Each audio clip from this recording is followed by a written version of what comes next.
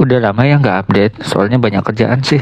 Tapi buat updatean kali ini, buat rakit PC murah aja ya.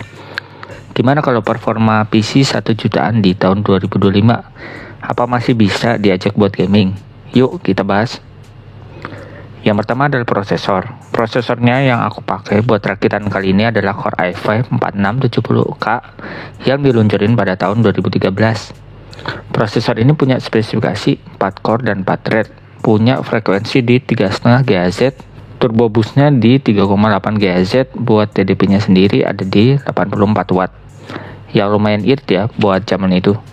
Prosesor ini aku beli sepaket sama motherboardnya, yaitu Asus H81MA LGA 1150. Buat ukurannya sendiri di micro ATX yang size-nya cocok banget buat PC rumahan.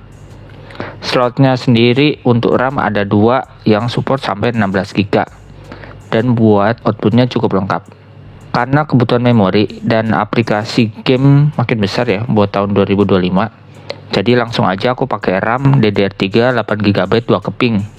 Jadi totalnya ada di 16 GB buat rakitan ini. RAM sebesar ini sebenarnya masih cukup ya buat beberapa tahun ke depan. Lagian sekarang kan harga RAM juga murah-murah. Jadi langsung aja aku penuhin kapasitasnya. Untuk storage-nya sendiri aku pakai 2 jenis. Satu pakai SSD SATA Midas Force 120 GB baru buat install aplikasi-aplikasi. Terus satunya lagi hard disk SATA kapasitas 500 GB dari Seagate buat nyimpen data. VGA buat rakitan ini aku pakai VGA budget aja dari Colorful Nvidia GT 1030 2 GB DDR5. Punya bandwidth di 48 GB per second. Dan TDP-nya juga irit, cuma di 30 watt aja. Punya output di DVI dan HDMI. Buat gaming tipis-tipis sih masih oke ya, buat di resolusi 720p selama diatur setting grafiknya. Terus buat casing, di rakitan ini kita pakai casing yang cukup standar. Ukurannya juga micro ATX, tapi masih bisa sedikit gaya lah karena ada fan RGB-nya. Aku pakai casing dari PowerUp Aeromax yang udah include juga dengan power supply. Dan karena VGA juga hemat daya, power supply ini sebenarnya masih cukup kok buat ngangkat. Oke, setelah rakit, mari kita coba tes dengan benchmark sintetis dan gaming. Pada tes Cinebench R15, Core i5 4670K ini dapat skor 447 CB yang nempatin di bawah skor i7 3770. Sedangkan untuk tes VGA pakai Unigine GT 1030 dapat skor 779 dan FPS sekitar 30 di resolusi Full HD dengan preset high.